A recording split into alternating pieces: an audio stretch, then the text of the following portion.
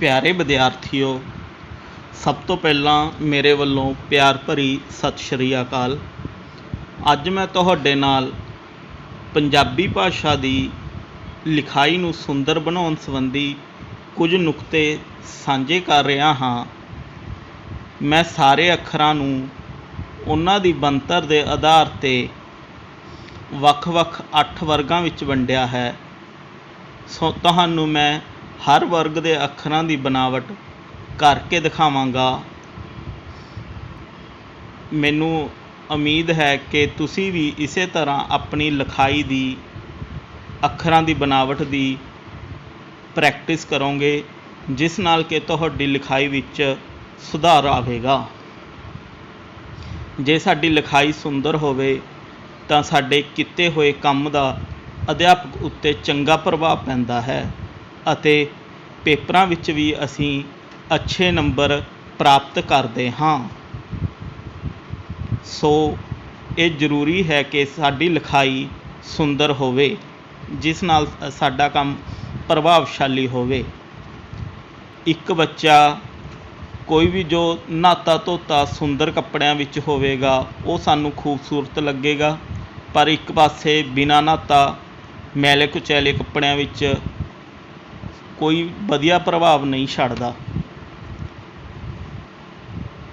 इस तरह लिखाई का भी यही काम है, सुंदर लिखाई वधिया प्रभाव छड्डदी है। सो पहले वर्ग विच मैं आड़ा मम्मा अते सस्सा 3 अखर रखे हैं। इन्हां दी बनतर इस तरह है। सब तो पहला आड़ा,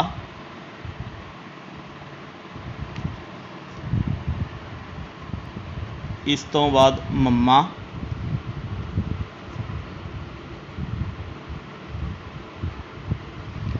फिर आवेगा सस्सा। इन्हां अखरां विच असीं किसी किस्म की कोई विचकार गोली जी नहीं बनाउणी। सो आड़ा मम्मा अते सस्सा। दूसरा वर्ग है जो उस विच मैं रारा हाहा अते गग्गा 3 अखर रखे हैं। रारा, हाहा अते गग्गा। इन्हां अखरां दी नीचों शेप तुसीं देखोगे त्रिकोणी शेप है, रारा हाहा अते गग्गा। चौथे वर्ग विच मैंने तीसरे वर्ग विच मैंने नन्ना लल्ला अते ठट्ठा 3 अखर रखे हैं, जो कि नीचों गलाई है 3 अखरां दी। सब तो पहला नन्ना,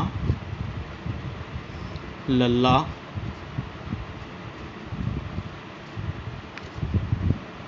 अते ठट्ठा। गलाई का असीं ध्यान रखना है कि दोनों पासों गलाई इक्को जही होवे।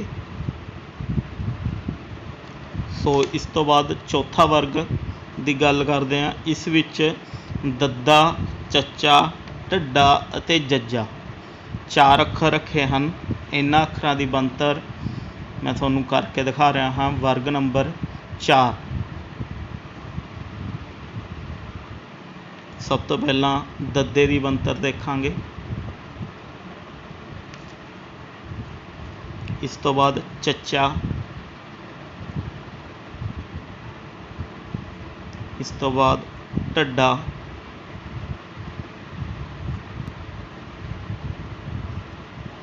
इस तो बाद जज्जा।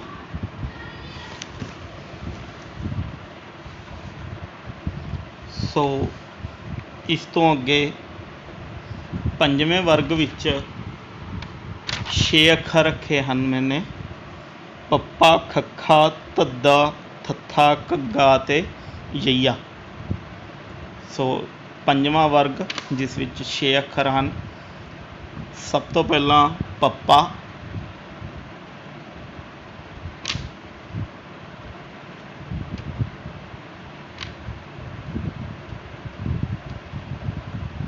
इस तो बाद खखा,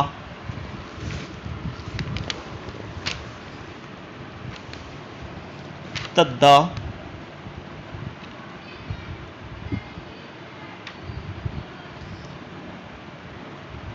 थत्था, ਘੱਗਾ,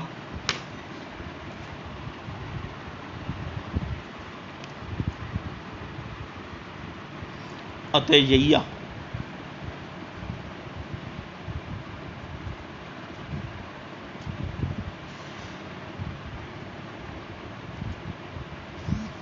ਸੋ ਇਹ ਪੰਜਵਾਂ ਵਰਗ ਸੀ ਸਾਡਾ, ਜਿਸ ਵਿੱਚ 6 ਅੱਖਰ ਆ ਰਹੇ ਹਨ। ਇਸ ਤੋਂ ਬਾਅਦ ਆਪਾਂ ਗੱਲ ਕਰਾਂਗੇ ਅਗਲੇ ਵਰਗ ਦੀ, 6ਵਾਂ ਵਰਗ, ਜਿਸ ਵਿੱਚ 5 ਅੱਖਰ ਹਨ: ਤੱਤਾ, ਭੱਬਾ, ਡੱਡਾ, ਰਾੜਾ ਅਤੇ ਕੱਕਾ। ਇਹ ਸਾਰੇ ਅੱਖਰ ਇੱਕ ਆਕਾਰ ਦੇ ਹਨ, ਇੱਕੋ ਜਿਹੀ ਬਣਤਰ ਹੈ ਲਗਭਗ। ਸੋ ਸ਼ੁਰੂ ਕਰਦੇ ਹਾਂ। 6ਵਾਂ ਵਰਗ, ਸਭ ਤੋਂ ਪਹਿਲਾਂ ਤੱਤਾ,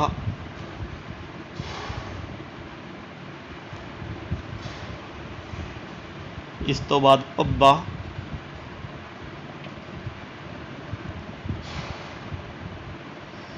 ਤੋਂ ਬਾਅਦ ਡੱਡਾ,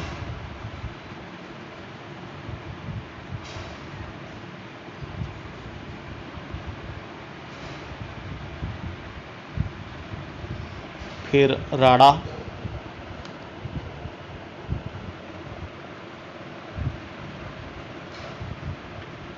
ਅਤੇ ਕੱਕਾ।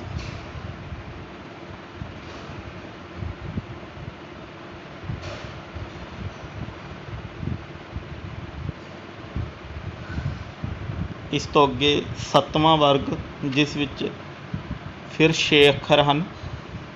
ਇਸ ਵਰਗ ਦੀ ਸ਼ੁਰੂਆਤ ਈੜੀ ਨਾਲ, ਪਹਿਲਾਂ ਟੈਂਕੇ ਦੀ ਸ਼ੇਪ ਬਣਾਵਾਂਗੇ, ਉਸ ਤੋਂ ਈੜੀ, ਇਸ ਤੋਂ ਬਾਅਦ ਟੈਂਕਾ,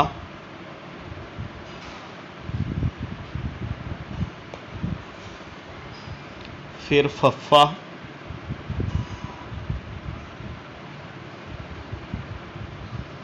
ਇਸ ਤੋਂ ਬਾਅਦ ਬਾਵਾ,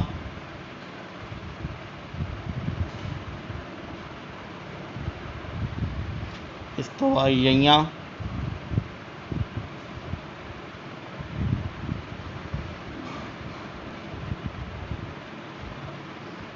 ਅਤੇ ਛੱਛਾ।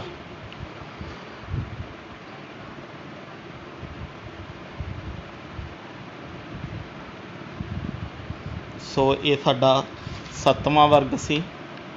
ਇਸ ਤੋਂ ਬਾਅਦ ਆਖਰੀ ਵਰਗ 8ਵਾਂ ਵਰਗ, ਜਿਸ ਵਿੱਚ ਬਾਕੀ ਬਚਦੇ ਅੱਖਰ ਆ ਜਾਂਦੇ ਹਨ। ਸੋ ਇਸ ਵਿੱਚ ਸਭ ਤੋਂ ਪਹਿਲਾਂ ਅੱਖਰ ਨਈਆਂ,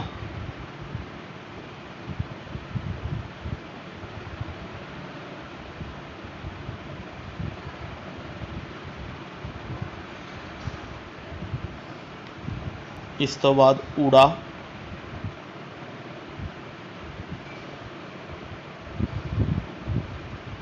ਬੱਬਾ,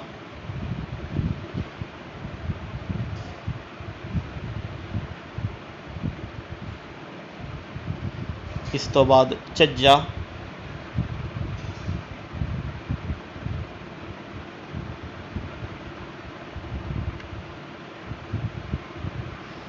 ਅਤੇ ਨਾਨਾ।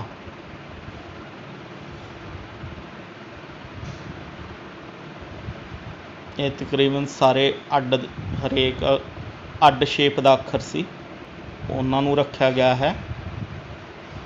ਸੋ ਇਸ ਤਰ੍ਹਾਂ ਮੈਂ ਤੁਹਾਨੂੰ 35 ਅੱਖਰਾਂ ਦੀ ਪੂਰੀ ਸ਼ੇਪ ਬਣਾ ਕੇ ਦਿਖਾਈ ਹੈ, ਅਤੇ ਮੈਂ ਆਸ ਕਰਦਾ ਹਾਂ ਕਿ ਤੁਸੀਂ ਵੀ ਇਸੇ ਤਰ੍ਹਾਂ ਇਹਨਾਂ ਅੱਖਰਾਂ ਦੀ ਪ੍ਰੈਕਟਿਸ ਕਰੋਗੇ ਅਤੇ ਬਹੁਤ ਹੀ ਸੋਹਣੇ ਸੋਹਣੇ ਅੱਖਰ ਲਿਖ ਕੇ ਆਪਣੀ ਲਿਖਾਈ ਵਿੱਚ ਸੁਧਾਰ ਕਰੋਗੇ।